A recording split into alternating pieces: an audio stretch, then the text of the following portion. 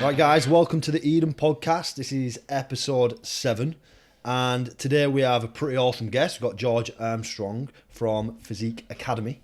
Hello. Now, before I introduce George properly, I'll give you a quick update on the gym. We're still in line to be open for the 1st of March. Yep. Things are coming together really nicely. We're finally getting on social media like we should have been doing before. Yep.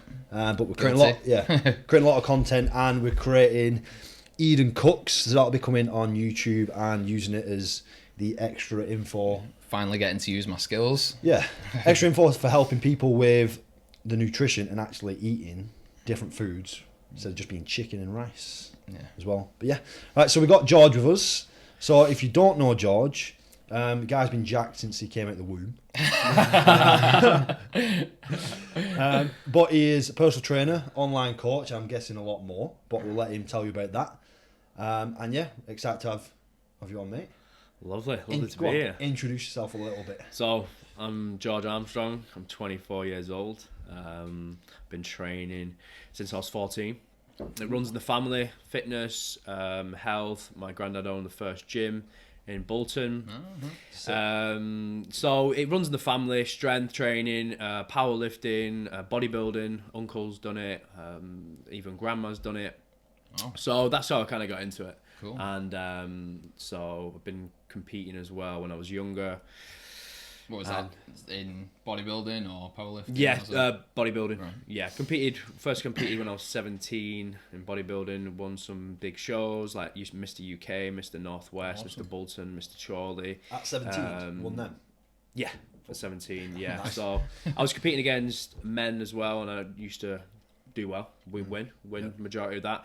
So I was jacked at 17, and it was kind of. It was interesting to see what people thought of me being jacked at such a young age, because I was probably in better shape than 99% of people I would ever come across, and no one really looked like me at 17. So it was kind of funny to go through that process.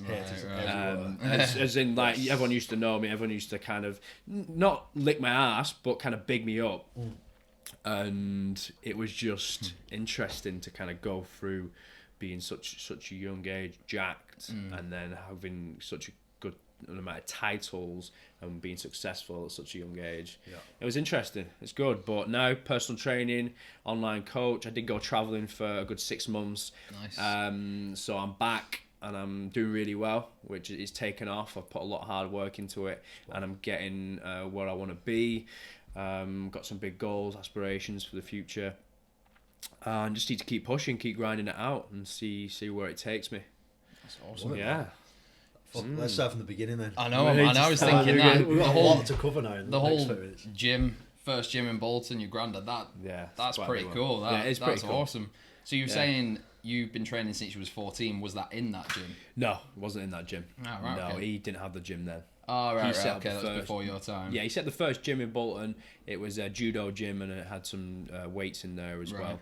So it was kind of judo based, but powerlifting as well. Oh, cool. So they won a few competitions as well, like some powerlifting competitions in Britain as a team. So they have a few of them, like my uncle different and my weight granddad. classes kind of thing. Yeah, so he won some and broke some powerlifting records. Oh, cool. Which is really cool. So then I got into kind of training in my garage. Ah, right, okay. So you had a home setup. Yeah. I had a home setup. My dad got me some weights. Just really started putting on some good quality size and enjoying it as we go along. And then I kind of moved into bodybuilding gym. Okay, so was you self-taught at that age, as in the exercises you were doing? My dad taught me. My dad taught me. Right, my cool. actual granddad ended up dying before. My granddad died when I was 15, so I just started getting into it, which was a shame because he would have loved it. My granddad saw me. Not my granddad, my uncle saw me do really well. Right, that's cool. But he didn't actually teach me the exercises, it was my dad who Right. taught me. He's in really good shape though, like 56. Really? Really Cool. good shape. I love Looks to see insane. when people, looks insane, yeah. you know, like continue looks to- mad. yeah. Like you wouldn't even think. You'd think he's like 40. Wow, cool. So yeah, it just runs in the family. You say your dad, did he compete or anything like that? Dad didn't compete. Uncle competed in bodybuilding though. Cool.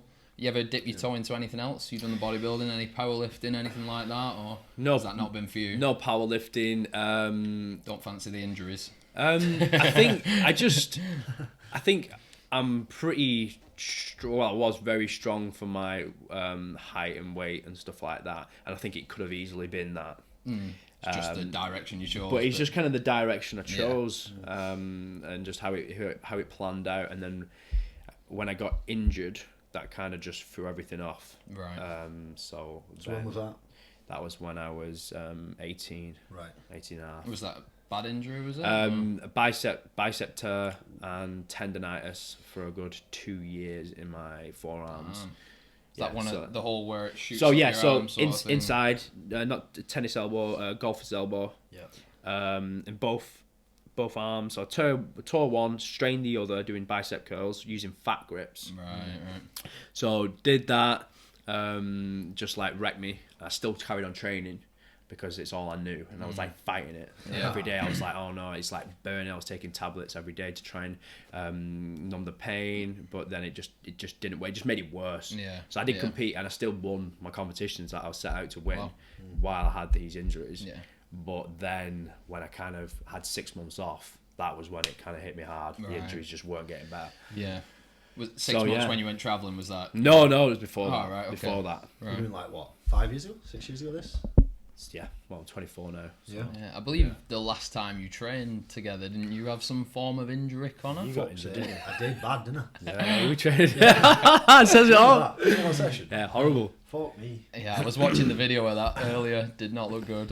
My deadlifts have never been the same again. Yeah. Not yet. It's taken ages to recover from that. Yeah. People don't realise like what if you get injured and it like takes you years to recover. Like mine was tendonitis, so that's inflammation.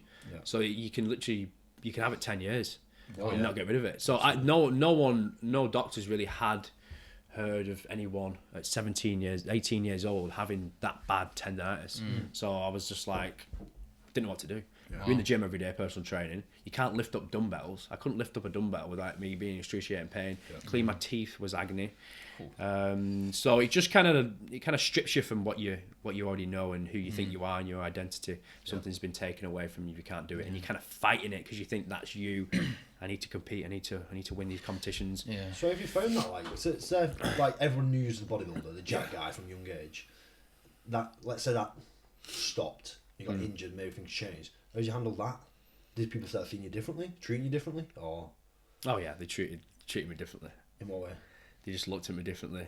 Really, yeah. They just say things behind my back. It seemed like some people, of course, felt probably sorry, but some people kind of enjoyed it. Oh yes. Do you know what I mean? They enjoyed it, especially close mates as well, who you wouldn't think could say stuff, but they kind of. They liked it, and it was weird. Yeah. So it kind of toughened you up and made you not kind of trust people as much, and you really saw the real side to people as well. And this is just the world we're in. Isn't it? People they like to see people fail. Yeah. It's a really good message. Yeah. For people listening as well. It's like people, I suppose, in your lowest moments, or not necessarily rock bottom, but when you do have these micro failures, these setbacks and stuff. That's when you learn who really has your back. You know what I mean?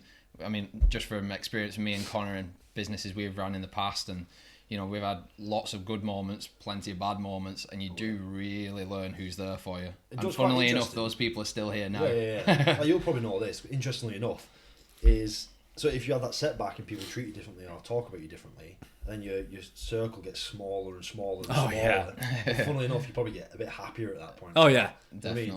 Yeah. So it's nice to know who you can trust. Yeah. I literally have the smallest circle ever. Yeah, it's crazy. Yeah. Because of past experiences, I don't feel the point to have a big group of quote unquote friends when they're not really your friends. Do you know what I mean? You don't really know them outside of the pub or a night out. Yeah. Do you know what I mean? You don't actually know them. This is the problem with people. They think they've got friends. Like true friends, but they haven't. They just go to the pub with them, or they go smoke a joint with them. Yeah. Do you know what I mean? Oh let's go to the pub, let's have a laugh, and they just chat a load of bollocks for 2 hours. I think probably they do know as well that those people aren't really their friends, but they enjoy the drama, the hustle of it, don't they? And they also enjoy the fact that they have somebody to argue with when things go wrong, and that those people turn on you. People like drama, man. And they feel like they're not with that. They feel like they're not missing out. They feel like they're missing out on something. They feel like they're missing out on a pint at the pub. Yeah, definitely. Yeah. And the thing is as well, like I think if you have like this massive group of friends you're doing that shit with, you're holding yourself back for one. Yeah. Because a lot of these people, I'm going to say, it's probably losers as well. Probably not achieving much. If you drag slightly into that, you'll feel it. And you'll probably change your actions as well. Yeah. If you spend too much time with fucking dickheads, do you know what I mean? It's going to bring you down. You're probably not going to achieve shit. Yep. You make that circle smaller but better. Yeah. You're probably going to be better. It's a good test for you as well, I think, as an individual. Like you're saying, you've still got massive goals, massive aspirations. It's very easy at those points to be like, oh, maybe this isn't for me. Maybe they're right. Maybe I shouldn't be dreaming so big or whatever. Yeah. But it tells it. You can learn a lot of lessons about yourself as well in how you come through it, how you come out the other side. Do you say fuck you and I'm doing it anyway, or do you crumble? You know what I mean? You learn a lot about yourself in those points as well. Which you clearly did. Yeah. Pardon? Which you clearly did. Oh yeah. It was a tough one up there. Oh yeah, you go through a lot, and you just got when you go through that, then when you come out of it, that's when you've like leveled up. And you're like a different mindset, different person. You've got that stronger mentality. You can bulletproof. Yeah. Of course, stuff bothers you, and it always will do. But you kind of deal with it differently. You use it as kind of, for me, I used it as like a fire. I kind of pushed harder. I love that. Yeah. And I could just I done pushed harder. You just said, kind of fuck you. Yeah. Let's go. Yeah. And that's how I kind of work. But other people, similar situations, it could just crush them. It did crush me, but I used it and propelled me. Yeah, I'm all about that dark side motivation. I love it. Dark side. I love it. I use how I operate. Yeah, I don't. It's not for everybody, and find what works for you. But for me, that sort of having that dark side, that fire burning, I love that shit. Yeah, you're way into that. Yeah, I love it. Actually, I have that in me, but I'm kind of a bit more. I'm all about like when I'm on the treadmill, like talking to myself, like big time. Like, oh yeah. Somebody gets off the treadmill before me, I'm like, fuck you, you've lost, I've won. Just yesterday, we're filming some fucking content, running and shit. In fact, let's run at 70%. Jake runs at 75. Yeah. Fucking dick. I don't get many wins over you when it comes to fitness, so I'll take what I can get. They define you though, those moments. They do define you. Yeah, definitely. They define you massively, and just having like someone there, maybe to just say, "Come on, you got this." Do you know what I mean? Let's push it. Yeah. Do you know what I mean? Because someone else in my position, they've not got the same mindset, and I've competed. I've already had that drive. Do you know what I mean? I'm gonna win. Yeah. I'm gonna push past everyone. No one's getting in my way. I've always had that from a young age, and you can just see why some people fall into depression. They just slip. That's it. They give up. They end up just doing not what they want to do. They don't reach the full potential. They just quit. And having someone, I want to be that guy who's saying, "Right, mate, come on, we can do it." Yeah. Do you know what I mean? Being there for someone, having that mate as a best mate. We were talking about mates before. If you've got someone who's really close to you, or who really knows you, they can bring you up. They can change you from just that simple phrase or just speaking to you one-on-one for a little simple chat, and they can change that. And it's just a shame, really, to feel like people have not really got anyone there. Say the dad, the mum, the brother, the sister, a good friend to bring them up. And I feel like that's what I kind of am here to do, because I've been through it myself. Yeah. Do you know what I mean? I've done it my own. That's why I've got the confidence. I've done it on my own. This is why I've got a lot of self-esteem, a lot of self-belief. See, that was something I wanted to ask you today as well. I was going to mention that because obviously me and Connor are in business together. We kind of have that, like say, we've got that person who we see every single day who's going to be like, drag you up. Yeah, drag you up back constantly. Constantly, yeah. And I've said to Connor a couple of times, some of the things that we've took on, I would hate to take on myself. And, we do have, they don't need to be a business partner that's supporting you, but still having someone there, having that person is, for me, it's been, a real huge help for those low moments, and also somebody to share the high moments with. It's pretty cool. So that was what I was going to ask you today, basically, is who you've had to support you along the way, and how obviously you've built your business up now and you're continuing to build it, and kind of how you deal with managing that on your own. Yeah. And do you feel all these experiences have got you into PT? Yep. Because obviously, I guess a lot of these things happen before your personal training? During.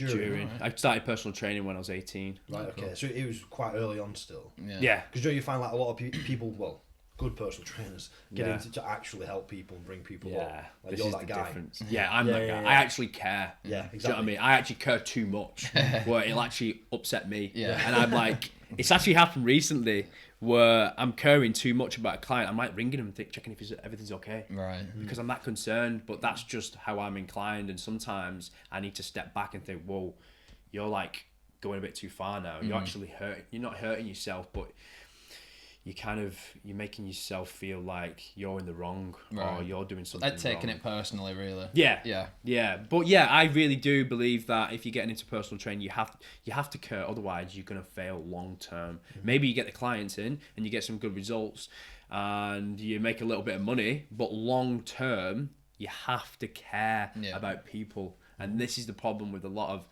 personal trainers now. They're just fake people who get into the business just for money and just. They've seen those cash. Instagram ads, haven't they? Of earn £50 an hour for training. Like, do you enjoy training? Why not get paid? I hate those ads, man. It's saturated market now, isn't it? It's fake. It's fake. It's full of. It needs to be probably moderated better.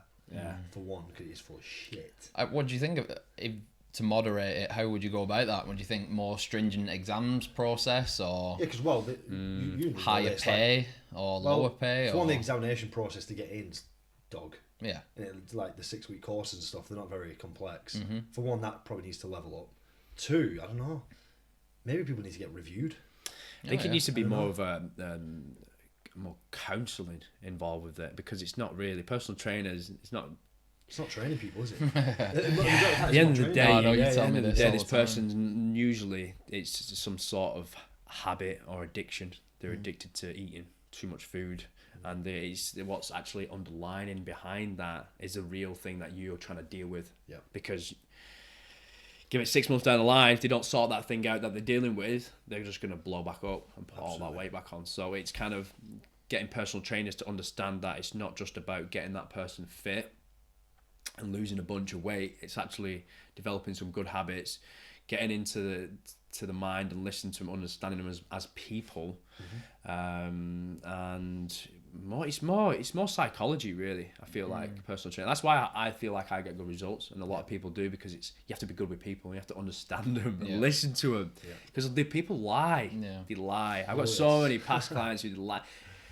I'm eating everything, I'm doing the cardio, I'm thinking, no, you're not. You are not. You're not losing any weight. You're putting weight on. You ever dealt with clients who are that good liars, you genuinely question Yeah. yourself? Oh, yeah. How are they fucking not losing weight on them?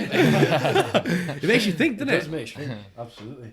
It's such a good point, though, because, like, it's like trying to achieve anything. Yeah. It's like trying to open up a gym. It's like when we just said in the conversation before we started, like we thought we'd open up the doors and go. It's all the stuff behind. Yeah. It's a bit like fitness and all the habits and all the psychological issues you have behind what's actually going on. Walk into a gym and train all day, but you're not going to get results. So perhaps that's where the kind of process could be Massively. To be made aware on these courses, rather than learning basic anatomy and basic movements. Maybe it's making people more aware that, there's another side to it, and that side's actually way more important and way more of your day to day than training, than the anatomy, than movements, than progressing weight. So maybe that's the difference that should be made in awareing people. The training's the easy bit, innit? Because we can teach people great form and how to lift weights and how to progress weight all day. But like you say, all the nitty gritty. Yeah. That's I suppose really that's black and white. I know things change and advice changes over time and stuff, but as long as you're up to date with the most relevant advice out there and you have your own style, that's kind of black and white, isn't it? The training part, it's the, like you said, the psychology is the bit that's kind of separates the good PTs from the shit ones. Absolutely. Basically. Yeah. And if you look at George's page, he gets insane results all the time. Would you put it down to that? Also, obviously, you're good with nutrition. You're good with. I'd put it down to being kind of ruthless with the client, and if they're messing around, I'll tell them straight, because I care. Do you know what I mean? What I've learned is you're strict with the client, and the more you care about the client, the more true and real you are with them. And you're saying, listen, stop lying. You need to do it. I know you're not following it. That's when you separate yourself from an average PT to a good PT, when you're more ruthless and kind of honest with the client and tell them the truth. Because I feel like it's like with anything, isn't it? If you got a friend and you're not telling him the truth what you really should be doing, it's like with a client, you've got to tell them the truth. You've got to be strict. You have to be that guy who they come to and they can't really lie to, or they can't really get around because you know they care. They know that, you've got the interests best at your heart. So I think the ironic thing as well is that a lot of PTs, especially new ones or younger ones, they'll probably think that in doing that they'll actually lose business, they'll lose clients, and it couldn't be further from the truth. That's so funny, because when I got into PT, like at the very start, I think what they first taught me, because I was at Profit with them boys, and the first thing they taught me is that you have to be honest, because if you're not honest, they'll just think you're taking the money. Yeah. Because they want you to tell them off. Yeah. They want you to tell them off, because they do. They go home and they probably lie to the partner and eating behind people's backs. They need you to tell them. The phrase "the customer is always right" has never been more wrong. Like the accountability side is huge, and if you're not holding someone accountable via being honest, you're not going to get results. Two, they probably won't respect you as much. I think you're dicking about. And at a certain point, you're going to lose that client, aren't you? So. Well, it's funny because I always think about this with certain the normal usual client, as in Doris, who's 45, overweight, good old Doris, loses a bit of weight, or that client to a bodybuilding client is completely different. There's no comparison to giving a bodybuilder who wants to compete a diet. They'll just stick to it. You'll give them the boringest food ever. You could actually do it on purpose and just give them the worst, blandest tasting food ever, and they'll stick to it 100%, and they'll get the best results. Then you give it to someone else who struggled all their life with weight since they were 15 and got bullied because they've been overweight, and they're constantly eating because of that. It's just a completely different ball game. It's completely different, and this is why the psychology behind it needs to come in play. Otherwise, you're going to fail, and it's not going to work. Such a good point. Yeah. It's completely different, isn't it? You see these clients, these personal trainers getting good results with the bodybuilding clients, but that's easy. It's actually easy. It's like, oh, look at this guy, shredded, 15 weeks, bodybuilder.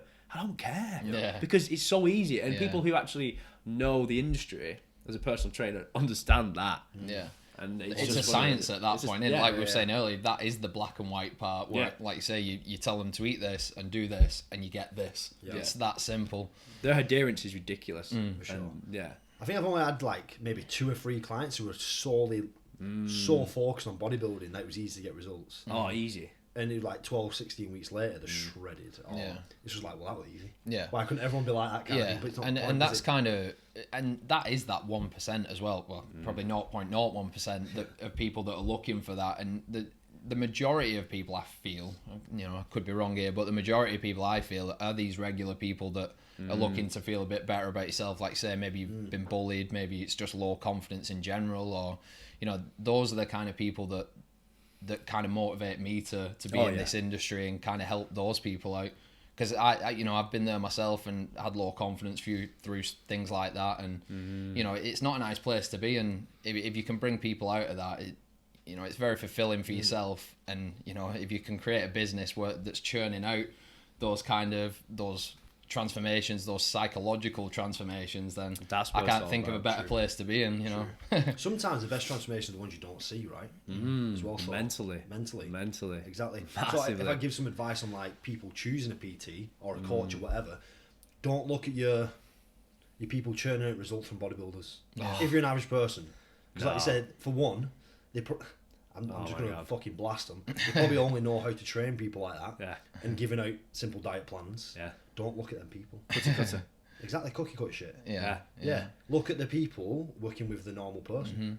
And again, like we're saying, like we said earlier, that the PT might feel if they're too harsh or they're too real, that they'll lose business. They probably feel if they show Sandra who's lost 10 pounds in 12 weeks, nobody wants to see that because she's still, not what people want to look at. So they won't post those 15 clients that they have that have made those good, like awesome progresses. But they'll post that one client constantly who's shredded. Always. Like it's not so true that, isn't it? Honestly, some of my what would be classed as worst transformations have got me the most referrals. Because mentally what that client got from it was way bigger than abs. Do you know what I mean? Some of them that got very lean, people, it's a bit too much that. Do you know what I mean? They'll see that But you get a guy who loses a couple stone, now his belly's gone, and people go, I need that. Like, I'm a regular guy. It's relatable, isn't it? It's relatable. So it's quite interesting when you look at that as well. Yeah, definitely. In terms of actual business and what can come in. I feel like with what I get most fulfillment out is actually seeing the transformation mentally. I love it so much. Seeing someone who's so down, no self-esteem, no self-worth, and they literally get into the gym, they're feeling good, they've sorted their nutrition out, and just seeing that transformation when they come in the gym and they're literally smiling and they just feel good. Yeah. That's what it's all about. Yeah. Like nothing better. 100%. Nothing better. I had a client recently, he's been on medication for 5 years, antidepressants, and he actually came off his medication because he's been training, he's been doing well. He's sorted out his nutrition, he's had some kind of goal to kind of strive for and get him up every day. Just get into the gym. How good is that? Yeah. You can't. It just feels so good for me. In my opinion, that's what's personal. That's what it is. That's what it's about. That is actually what it is. Yeah. All about. And if anyone who's watching or listening is thinking about hiring a PT and you feel you've got any of these issues, this is why you need a PT. Exactly.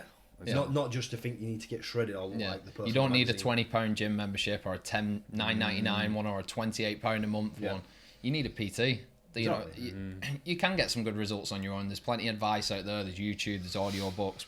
You can do it your own way. However, you want to do it your own way in 2 years, or you want to do it with a PT in 6 months. Not saying it's the quickest answer out there, but it's the best. It's the best. Best answer. So I know you're saying that. On the flip side, so we want to help people, but if that client isn't ready, and we put all that energy into them, we're gonna get the back end of it. We're gonna feel like we're not doing our job. Yeah. Right. Yeah. Frustration comes in. Yeah. A lot of you end up. What, as in they're not getting the results that you're pushing them for, or you're pushing them too hard? You end up feeling like a victim because you're putting all this energy into them, they're giving you nothing back. Right. So sometimes you got to go in with that expectation that this client is not going to achieve what they want, or you set out to do. So managing their expectations on yourself as well. Right. And I feel like that's a good one because I've had a lot of clients in the past who have let me down, maybe not letting me know they're going to turn up, and I'm like, whoa. Can't believe that person would actually do that to me when I'm literally putting everything into them, helping out, and they're just not literally giving me a call saying they're not going to make it. And I've turned up on a Saturday morning just to kind of help them out a little bit, and they've not even contacted me. So there's pros and cons to it. You've got to kind of go into the gym every single day and put that shield up and think, okay, it's a new day. Let's go in. Let's put a block up of people's energy, because sometimes I'll go home and I'm like, whoa, I feel like I've got their energy, and I'm like drained. So I used to do like 10 sessions in a day, and now I have to kind of cut it back because I feel like the more I do, the less the less the quality is of the session, and the more I kind of don't have that block up every single session because I'm back to back and I'm just in that kind of hamster wheel, just going and going and going. So I have to kind of save a little bit more time each session, maybe an hour 30, just to kind of do the measurements, have a little bit of a chat, relax, and then we go again. And do you know what I mean? Charge more of a premium, but you're getting better results. You kind of giving client more time, because I feel like that's kind of what's worked for me now. But yeah, like the flip side, you got to keep yourself a block up every single session, because sometimes you will feel like you're a victim. Such a sometimes. Good point. And the thing is, like, I remember this, like, I'd find like maybe 4 sessions back to back with a furious cap, and I actually find that it maybe 3 sessions was perfect. 3 sessions, innit? Break, recoup a little bit. Next lot of sessions. You do too many back to back, like you said, that client's not getting quality. And a lot of the time that client needs you on that day, or you might be the best part of their day as well. You'll know yourself. You're not giving the 100%, and they know. And you're like tired, there's that like, vibe what comes across, isn't there? Exactly. Like, you know when you're not giving it, and they fucking know when you're not giving it. It's kind of like that, isn't it? So you need to be fresh. You need to be full of energy, and that's the difference, isn't it? With personal training, there's kind of, you increase your prices, but then you kind of got to give them more time, or you've got to give them a better quality session. So it's tricky, isn't it? You could just do £20 a session and just be kind of getting them in and out, just doing that. Or you could be kind of charging them a premium, giving them really what they want. Comes out to value. Showing the value yourself. Yeah, definitely. So kind of to wrap that up, by the way, that was fucking amazing. That was a great chat. Yeah. To kind of wrap that up, do you want to kind of give us a spiel? What have you got going on? What's coming next for at you? the minute? Sell yourself. At the minute, this camera. at the minute, I think I want to. Which camera? Are we on? This one here. At the minute, I want to kind of. Well, I've got some long-term goals. We've got big goals. A lot of the goals for me is more working on people's mental health. Long term, I'm thinking I want somewhere where people can come and talk about their issues and problems, like a gym environment, but they'll come and train, and then after the end of the gym session, we'll kind of have a group talking about stuff, talking about the feelings, what they're going through at the minute, because I feel like that long term, with all the podcasts going, all the YouTube stuff, is going to be the way the world is going to build that connection with people, and not just better the physical but mental health. So that's the way I'm going for. Yep. Also, I'm going to set up a boot camp soon, which I'm going to take some clients, really personal group, up in the hills of Rivy. Cool. Do some boot camp work on motivation, mindset, and talk to them, stuff like that. That's where I'm going. That's where I'm going for. There's big stuff coming, so it's going to be good. It's going to be good. That's one passionate motherfucker right there. Honestly, it's been sick having you on. So. Yeah, brilliant. Yeah, happy. It's been good. It's been really good. Yeah, man, definitely. Right, let's leave it there, and we'll see you all in the next podcast.